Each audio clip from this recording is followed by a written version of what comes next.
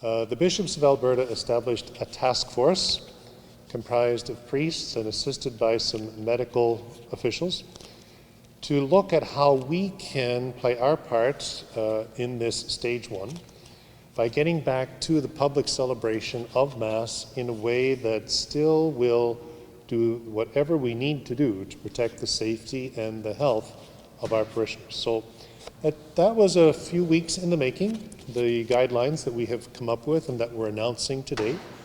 And they have that twofold aim of making sure that we celebrate the Eucharist in a manner that is worthy and reverent, but also that introduces to the way we do things here the necessary safety protocols to assure the well-being of any who are attending Mass.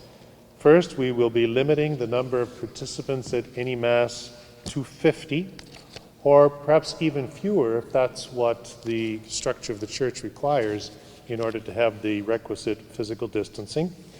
We'll be asking attendees before they come into the church to answer a series of health-related or travel-related questions as recommended by Alberta Health Services.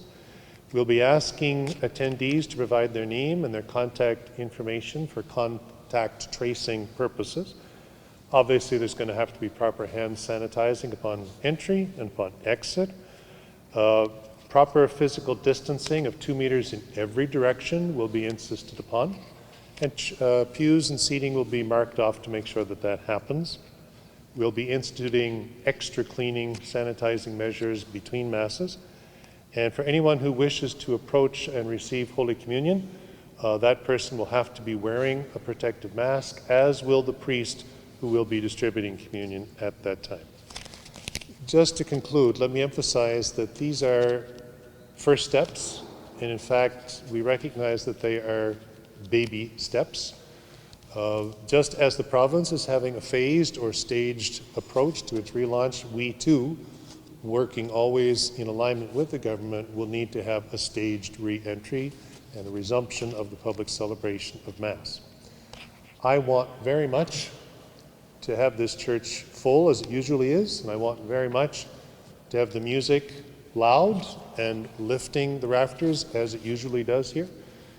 That cannot be for quite some time, and this is just the reality that we're dealing with.